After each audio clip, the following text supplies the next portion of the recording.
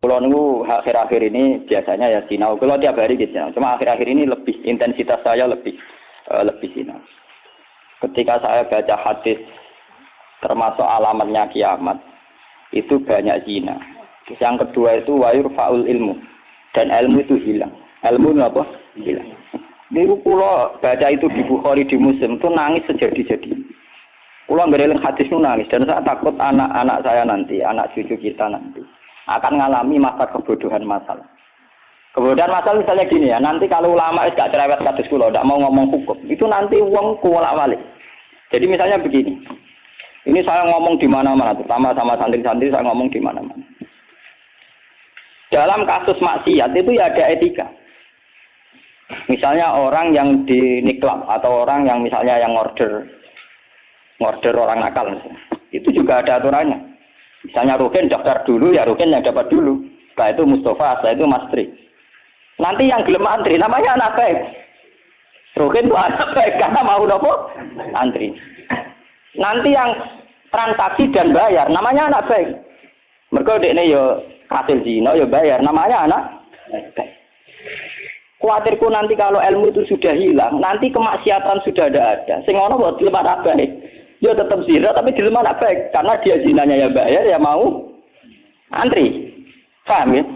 Orang melihat konser yang pornografi, yang mempertontonkan aurat. Kalau masuknya pakai tiket, namanya penonton baik. Tapi kalau munggah-munggah tribun gak ada tiket, penonton jelek. Padahal orang Allah sama jelek nggak mergo delok porno. Paham ya? Lu boten ilmu itu pasti nanti hilang. Dan itu yang pasti dimaksud Rasulullah wa yurfa'ul ilmu. Ilmu itu nanti hilang oleh etika sosial. Meskipun dalam etika itu terjadi kebobrokan agama. Itu yang paling saya takut. Nanti itu kebaikan itu dalam keburukan. Yaitu tadi. Orang nonton konser pornografi asal kamu bayar, dianggap penonton baik. Kamu nonton, kok ngarep ben bayar. Terus demo-demo penonton itu baik. Wadah delok ngiler perkara pornografi. Tapi karena dia bayar dan anteng dianggap penonton baik. Karena dia dilem orang baik, dia tidak pernah interpretasi kalau perilakunya salah. Paham ya? Nanti itu pasti maksudnya Rasulullah itu begitu. Itu di sarah-sarah ada, tapi saya memahami begitu. Nanti pasti hilang. Makanya saya bersumpah sampai saya mati pun saya akan ngomong ilmu. Meskipun ulama kayak saya itu tidak populer. Saya itu sering dikritik sama teman-teman saya isinya dari pidato. Gus ini apa jenara gelem pidato? Nggak jadi kalau pidato gak pede. Nanti nuntut teng omah kula. Kita jawab tenan. Enggak siap. Ngrugekno kowe lho jawabanku. Gak usah Gus gak terangno satu aku ora roh ya tetep sering pidato. Lah iya macam-macam. Nggak gini terus kalau tenang. Jadi nanti wayur faul ilmu itu begitu. Ilmu itu akan hilang karena kalah oleh etika. Etika dalam kemaksiatan tadi. Makanya saya pernah punya santri, dia itu punya toko kontong. Dia ngeluh ke saya sowan. Sebeli dewe jenengan itu bener. Jadi wong saleh butuh nyali. Tapi ya ini cerita. Pegawai negeri PNS itu kan punya gaji tetap, paham ya? Gaji apa? Rasa tersinggung, harus biasa wae. Anggapnya ngomong ngarepe pangeran kowe tak gawe dong. Lah kan modal opor. Kudu apa? Mau satu murah. Dia itu punya toko kelontong. Ya gue pakai PNS kan bulan 3 juta, gue aja dikit. Lah itu lah. Wongnya rokan gue secara teori santri yo buka aurat jenenge ro. Tapi tak belajar itu bayar. Jadi tak anggap pembeli yang baik. Nah jatuh ya rokan kautan ketat tapi pembeli yang baik. Mergo mbak. Kalau ditodok soleh berdiri di musola di masjid tapi tak belajar. Nah jadi nyulayani kan. Pembeli yang tidak baik. Ulangan saya proses. Wong itu coba masuk be wong soleh. Jadi kalau ada wong soleh mangkal lo. Sing wong rapati soleh. Nyenengno. Maksudnya rapati soleh perkara aurate lho, ora perkara PNS, perkara napa? Aurate iku ora salah paham. Mesti protes PNS to. Lha iku padha karo pengurus masjid. Pengurus masjid dia sumbangan wong sing terkenal korupsi atau terindikasi korupsi nyumbang 10 juta.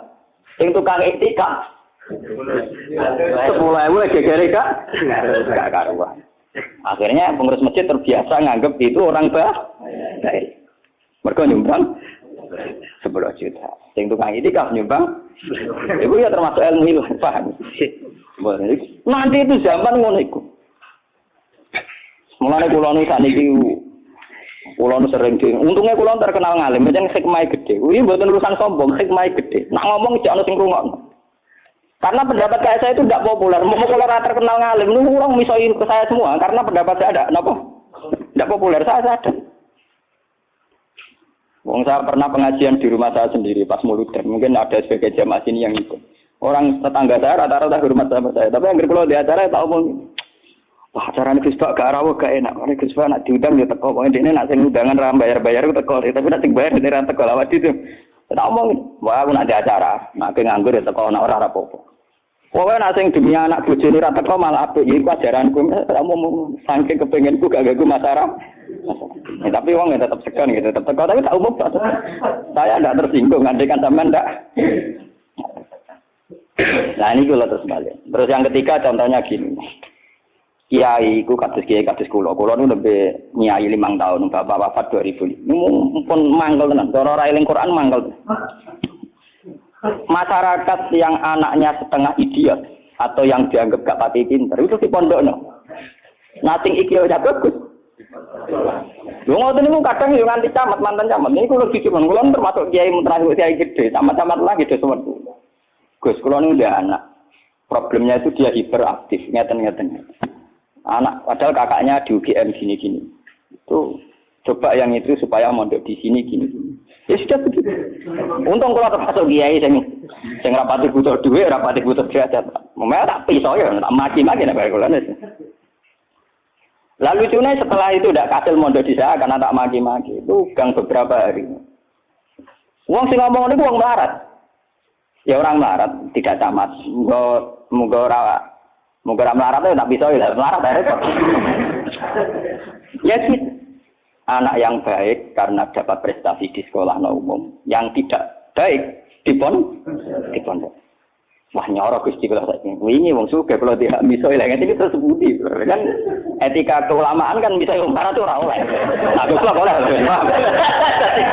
Jadi nak misoi ora oleh, nak goblok napa? Iya, beda kan misoi napa? Jadi ono. Setelah itu yang menyelamatkan hati saya itu satu, yaitu tadi. Kenapa di Al-Qur'an diulang-ulang innalladzina amanu wa amilus sholihat. Jadi sebetulnya beginilah, ini yang peringatan ya bagi teman-teman yang mungkin di sini ada PNS, ada orang-orang yang biasa punya selera elit. Cobalah Quran ini dihidup-hidupkan lagi, amanu wa amilus sholihat. Dalam teori Quran pokoknya yang baik itu ngamal soleh. Jadi misalnya saya sebagai orang alim di Pondok Ruhin, dia sudah misalnya idiot, melarat, aneh-aneh. Di Pondok Masri misalnya, melarat, aneh-aneh. Pondok Mustafa, melarat, gak pahaman misalnya. Kalau dalam teori pendidikan modern, di mana butuh bibit unggulan, ini itu nggak masuk semua. Karena sudah ada bayar, idiot, ngawur, aneh-aneh gitu. Itu kan repot. Wah, itu kan repot. Jadi kamane santri kok Mustafa enten iki, wis ora tau salam tempel lah kok kiai ini ra salat qobliyah. Kiai ora salat apa? Qobliyah. Gremeng dene mesti gak trimo dek napa? Duwe kiai kok ora salat apa? Qobliyah. Misale sak turuti salat qobliyah, kok ora badiah. Wah, dia karepe kiai ku ideal. Ngaku karepe dhewe. Padahal kiai ini kesusu rabadia kopi gak pernah merga ngurusi dekne terus kelaparan. Nah ini contoh. Nanti suatu saat ada era sekarang juga mulai. Sekolahan yang hebat adalah sekolahan yang luar biasa dengan makna santrinya IQ-nya bagus. Siswanya IQ-nya apa? Bagus. Pola sosialnya bagus. Pembayarannya nomor yang penting gini Bu. Pembayarannya apa? Lah terus akhirnya pondok-pondok pesantren kan kedua bayare ra bagus, otaknya ndak bagus, perilakunya ndak bagus. Lho mau aku ora ditangoni pangeran. Wa amilus sholihat. Ngurmat ruhin ku amilus sholihat. Ngurmat Mustafa ya amilus wis ora urip. Wis ora dadi wong.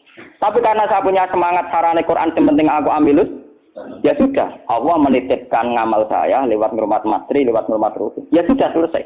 Masalahnya terus napa?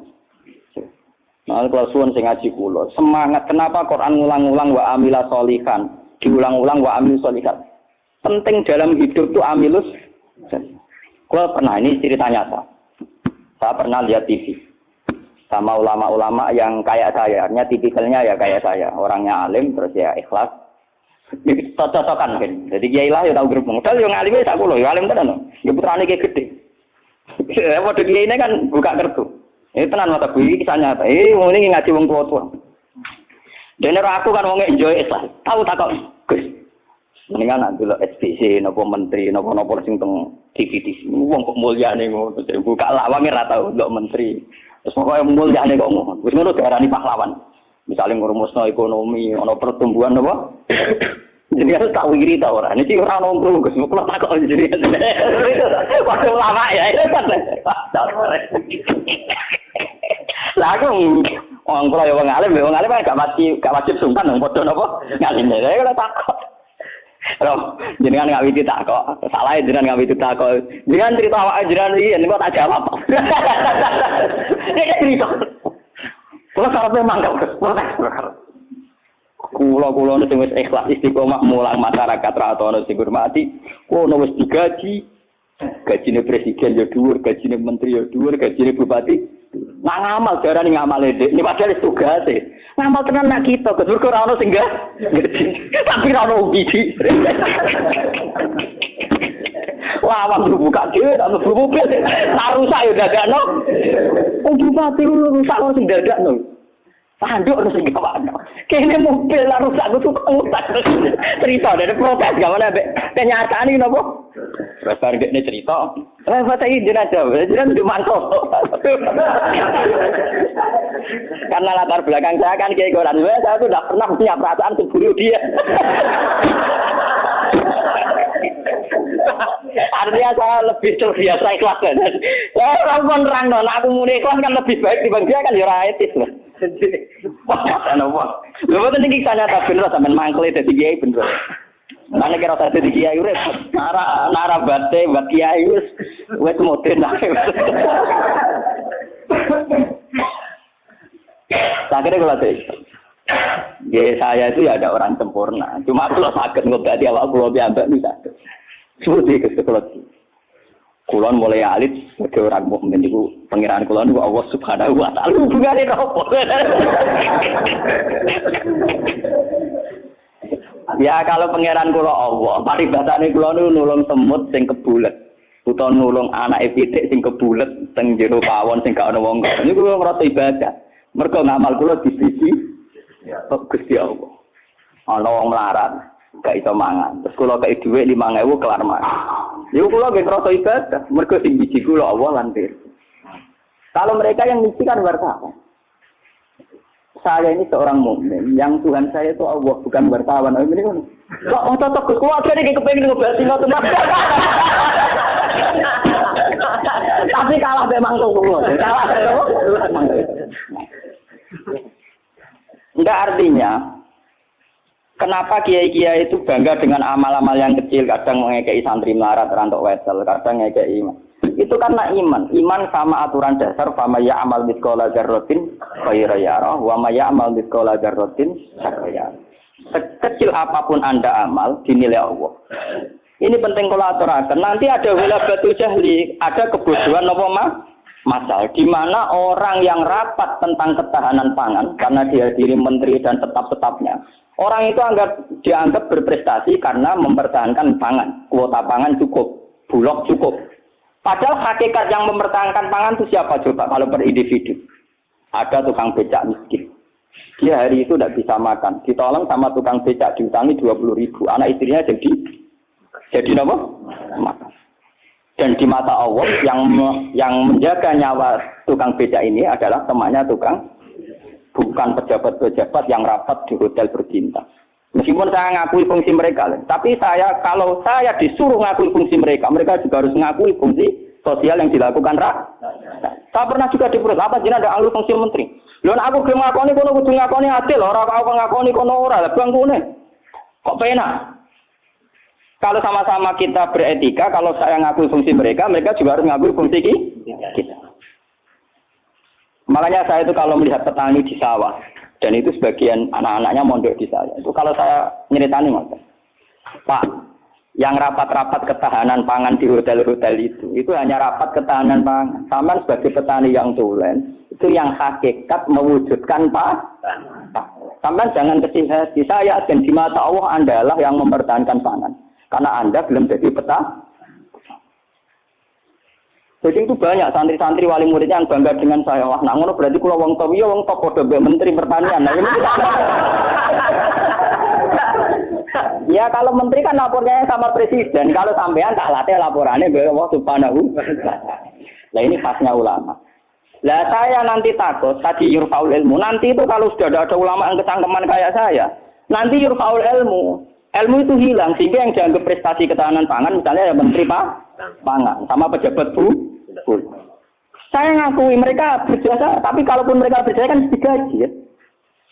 Nah, mungkin juga gitu. Paham ya? Nah ini kembali ke Quran tadi. Makanya saya tetap bangga dengan Quran. Quran itu spiritnya spirit ngamal. Amil sholihat. Sama ya amal wetkolam terotin khairai. Nah kemudian memang ilmu ini kelihatan biasa saja karena ya nggak ada yang menjelaskan. Makanya kalau syukur jenengan gelem ngrungokno ngaji Quran. Saya tidak bangga karena sampai ngaji saya enggak. Biar orang itu bangga lagi dengan teori-teori Quran dan biasa transaksi di Allah Subhanahu wa taala. Seperti saya ngaji di sini. Saya ini termasuk terkenal pintar. Beberapa kali saya diminta jadi dosen di universitas terkenal dan itu berkali-kali. Saya sampai sekarang belum pernah bilang iya dan itu Allah tahu niat saya. Ya supaya saya pilih yang Gusti ben ono kiai sing ra dosen. Jadi pokoke mulang, mbok prospek ora, mbok ono sing gaji ora. Tapi kan presiden saya kan jenengan, jadi saya lapornya sama apa? Nah, misalnya pengiran kemarin aku marah terus nganti mati, marah itu nak dirasakan non agak dirasakan kan juga. Jadi saya sampai sekarang itu mulai dulu saya mondok itu ya marah, tapi nggak tahu kalau rasanya marah. Nanti saya ini cara ukuran kiai selevel saya ini marah, karena yang alim saya yang lebih kaya banyak sekali. Kamane ilmune be kula kasih akeh, tapi nak donyane akeh dene pirang-pirang. Ya kowe dhewe pidato plang-plang bae dene pantangane pidatone gak watanku dene. Wis pantangan tenan lho ora diundang. Upar kowe disane Gus Bage tak desa napa wah ora sigo. Ben kualat. Dosa njajal wilayah wong alim napa? Dosa.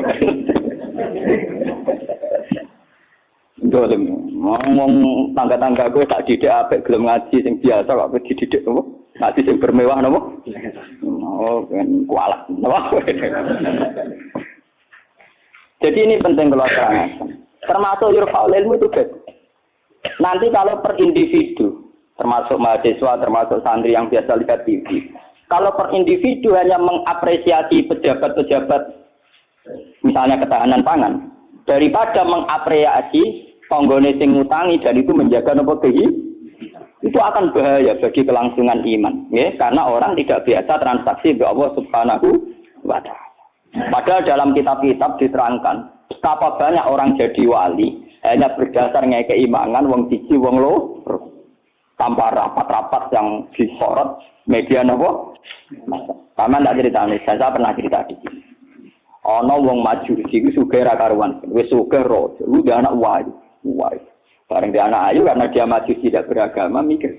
Dia bocah ayu ngene kok tak cokno rugen. Pintu tapi wong cilik tak rumah aku kok gede-gede dirasakno. Rugen. Mikir. Walhasil dia mutusno dirabi dhewe, napa? Dirabi. Karena dia maju. Bareng malam pengantin, tiap apa ngeloni, niku ditotok dia. Tok. Cuma tuh deh nih, mau nabung gagu bulan madu kan mantul, mau nopo? Kulo niku gak situ, balik mana? Coba uplek, sekarang apa? Lampu cilik loh. Sender apa? Sender sama gongo edan ya. Ya deh, sender. Oh, sender orang bahasa Rembang loh.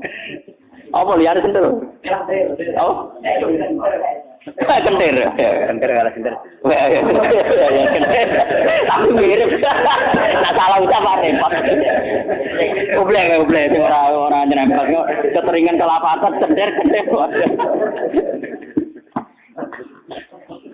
Aduh kan rawani bakat tak sendir. Pasti kena. Ublek netral. Angger diparani melaju itu sampai 3 kali. Sekarang 3 kali ngerti parano itu sih diparani nganti tok omah. Ternyata dia itu seorang janda sehingga anaknya itu kelaparan. Anaknya kelaparan, ditanya kenapa kamu ke rumah saya, nak tak kerja kok melaju. Terus dia cerita, Pak Majusi, saya ini punya anak kelaparan semua, ingin makan. Kalau saya ingat anak saya, mau memaksakan minta jenengan, karena jenengan yang punya makan. Tapi kalau saya ingat jenengan Majusi dan saya seorang mukminah, niat itu saya urungkan betapa saya tidak ingin menjual iman saya. Terus entah ini kene dari si Majusi tadi. Ini mangan gandum, pokoknya segala yang diperlukan janda itu dan anak-anaknya diambilkan terus diterus, dipikul di. Padahal dia seorang raja, diterus. Padahal dia niatnya beraga gudin. Buatan ini cerita iman. Biar sampean biasa transaksi oleh Allah Subhanahu wa Ta'ala. Nanti nilainya nanti saya akan satu. Biar sampean biasa transaksi oleh Allah Subhanahu wa Ta'ala. Terus dikasih. Nah cerita itu terbongkar. Itu justru karena antar wali. Jadi ada seorang wali. Dia mimpi di Ka'bah. Dia zaman dulu itu masih mungkin orang tidur di seputar matok dan tawaf. Dia seorang wali Abdal. Dia tidur bersama Rasulullah. Hei fulan, hei wali fulan, saya titip salam pada orang itu. Ternyata orang itu yang disifati Nabi itu orang Majusi yang di kampung terkenal paling arogan. Mereka ngerabi anaknya. Ketika dia tahu bahwa Majusi yang dititipi salam Rasulullah itu begitu, dia mengurungkan niat. Mau Rasulullah salah alamat, salah kirim salam. Itu kan nggak mungkin. Masa Rasulullah salah kirim apa? Salam. Itu apa takokno rapote elek kabeh. Niku wong Majusi sing saking kurang ajar yang rabi anak. Akhirnya dia memaksakan konfirmasi. Wong Majusi ini diparah. Ya Majusi, saya ini tanya tangga-tangga Anda. Tidak ada yang cerita bahwa ada orang benar. Tapi aku ini gawa salamnya sama Rasul. Pasti kamu punya perilaku yang spesial, yang hebat. Majusi langsung iman. Asyhadu an la ilaha illallah wa anna Muhammadar Rasulullah. Nabimu banyak nabi benar. Perilaku saya tadi malam tidak seorang pun yang cerita. Wah sudah iman. Ya langsung ngeloni anak, ya langsung apa? Padahal nggak disorot media massa dan itu perilaku Begitu juga di kitab-kitab ada cerita seorang lonte, seorang WTS. Dia setelah melakukan aksi kelonteannya pulang. Ngerti asu dilat-dilat ning tanah, dia menafsirkan itu pasti kehausan. Kalau bolak-balik cerita tentang mereka dan itu ada di hadis sahih, karena lonte juga priayi. Malah bukan santri ora iso. Lonte kelebihannya kan gak napa? Ya, iku dene nganggo sepatu putih medun ning sumur. Terus dicokot. Setelah ngambil air dicopot sepatu bootnya karena tangannya dua digung ngeranggah munggah. Ya mau mergo ra priyayi iso wae kan mergo napa? Gak priyayi. Orang priyayi kan gak kebayang. Orang priyayi jarian dia oleh munggah-munggah. Lalu ini cerita tentang hadis sahih. Setelah diminumkan anjing itu, Allah syukur sekali karena ada makhluknya yang diselamatkan si lonte dan diparingi tobat jadi orang. Lu apa susahnya sih kayak dengan saya, Mas Tri, Ruben semua. Coba kita ini kan sering menyelamatkan nyawa. Paling tidak anak kita. Anak kita kelaparan, kita berikan susu. Istri kita kelaparan, kita berikan nasi. Kita ini berkali-kali menyelamatkan nyawa. Tapi kita tidak pernah bangga. Karena kita nunggu bangga kalau kayak menteri, kayak presiden. Lalu iman kamu di mana? Lalu posisinya Allah yang nilai kamu? Kita ini mukmin yang geblek, paham? Mukmin yang bodoh. Malah nek TV juga keseringan. Bener cocokan kula bagi ini cerita cocokan antar wong alim, Pak. Lu mboten nenten tiyang kok. Namung kula bagi cara tak critane ya mangkel, tapi kan tak sebut jenenge. Tapi dene tetep ngakoni iki. Mati man kejenengan ngalim mencen atine jenengan apik obat niku. Suwe ana atiku apik, mati. Dia baru sadar. Ya makanya saya ini kalau baca wahyu lah tadi termasuk wahyu faul. Orang yang kadang bergelar-gelar yang hebat. Kadang masih melakukan kebodohan dalam imannya, yaitu nganggap prestasi yang kayak presiden, kayak menteri. Sementara penyelamat-penyelamat nyawa yang lewat aksi-aksi personal tidak gini. Quran itu dawuh Allah Subhanahu wa Ta'ala. Allah sing di langit duwe bumi, wae ngangge tarif miskola dzarrah. Tarife pangeran mau miskola sekecil apapun amal Anda, tak miskola tetap tak hitung jare. Kenapa kita manusia sombong? Ngitung amal tuh yang disorot. Ngitung prestasi itu yang diakui publik. Kita ini jadi mukmin yang bodoh. Bodoh. Mulane kerawali aku percaya santai ana wiridan. Awali ketok tangan. Karena iman kamu itu iman yang bodoh. Mulane tobat, penting ngaji tobat. Napa? Tobat.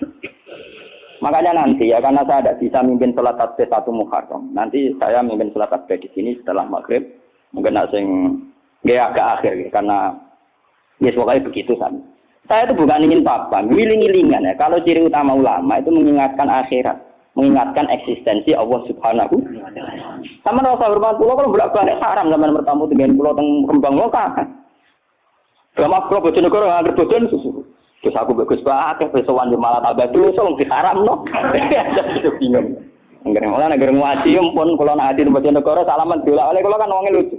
Kenapa salaman diolah oleh? Lah anak bodoh tenang, tuan mumpung ketika nomor itu cangkem. Dari mumpung ketika nomor itu cangkem.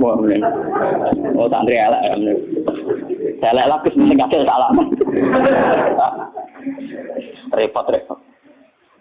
Nah ini penting kalau aturakan. Jadi sebetulnya masalah utama manusia itu sejauh mana? Masalah iman ya. Sejauh mana kita sering kontrak ambil Allah Subhanahu. Nah ini juga yang dilakukan Rasulullah. Ketika ada sahabatnya yang sudah pinter, karena tidak meminta beliau urusan dunia, ya tidak minta beliau urusan apa? Dunia. Nabi hanya minta fa'inni ala nafsika bikasrotis. Aku jaluk tulung kue. Yang penting kue sujud biasa sering. Jadi kamu Nabi kamu gue jangan ngandalo syafaat tok, tapi gue dhewe ora tahu sujud. Nah gue ora tahu sujud itu artinya ora tahu transaksi be Allah Subhanahu wa taala. Gue ora tahu ta'alluq, ora tahu gandrung ning gone Allah Subhanahu wa taala. Makanya nanti saya sholat tasbih sebagai simbol saya paling ndak kula jenengan kan jenengan nggih sudah jauh-jauh datang di makhluk ora matur nuwun ada kula paham ya. Jadi kadang wonten kadang kula ceritani sing ngaji jenengan wadah terus di Gunung Kidul ben awak teperan matur nuwun ada aku wong Rembang. Tetep atuh napa? Ya, sudah sama ora kadase gede tetep atuh kula. Tetep napa? Sangkem nek telek Gunung Kidul kok atuh Rembang. Paham ya napa? Jadi tetep menang kula cara ganjaran tetep kata kula.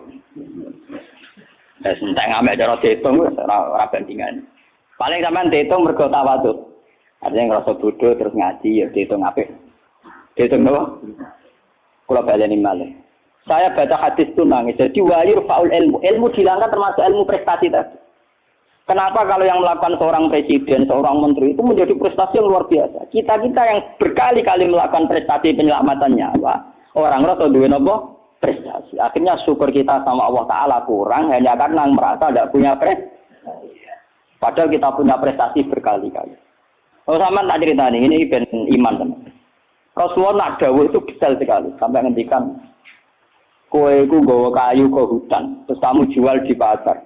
Setelah kamu jual di pasar, kamu kasihkan ke ibu kamu, ke anak kamu, dan menjadikan mereka hidup. Itu sudah sedekah yang luar biasa. Sampai Nabi nyontohno, hatta matat ala fi simroatika. Jika yang kamu bikin untuk mulut istri kamu, matat ala fi sim. Ini wonten cerita. Nabi Musa pernah tanya sama Allah, ya Allah, saya ini kalau di surga sama siapa? Itu dia orang pemuda, wongnya dempal kalau rugen, kasih wong melarat kan apa dempal, tukang golek kayu deh. Dan ini rugen alhamdulillah ada yang ngelakoni. Jadi tukang ukir kayu tapi ra golek napa? Ternyata anak itu duit cara mriki untuk duit 20.000. Itu yang karena orang Arab itu melaratlah pakanane roti, Pak. Wong Arab lain melaratlah pakanane napa? Roti daging. Jadi orang Arab itu roti yang unsurnya itu tengahnya dikei daging. Ning ditukokno roti. Yang separuh dipangan dia, yang separuh digantung. Digantung teng guwa karena ibunya sudah lumpuh. Kalau dia pulang disuapin, kalau dia sedang kerja, ibunya mudah meraih karena digantung di dekat nopo itu. Jadi dia gitu saja. Dan itu sudah menjadi layak dia setingkat Nabi Musa nanti di surga. Dari Nabi Musa, wong iku kan Nabi Musa normal sana kan ya kaya dene kiai, mesti salate cukup biasa dia. Pokoknya dia kan foto ning ngedok. Oh ternyata enggak gitu, mau bakul ning pasar mulai ya gitu aja. Takone ke pengeran. Lah karena apa Gus? Yo krono iku. Aku tak krono apa. Yo krono wah mungkin, tadi kayak keliwat, ibu misalnya tuh, terus jadi kesempatan. Makanya saya ini sering cerita ke kiai. Jangan kira saya boyong itu karena pondok saya enggak. Saya boyong itu tidak karena pondok saya. Orang no hadis ya, wong boyong demi pondok orang no hadis. Karena demi ibu saya, karena ibu saya masih hidup. Dan beliau masih membutuhkan saya. Hanya saya sering cerita ke supir saya, nak lihat ibu.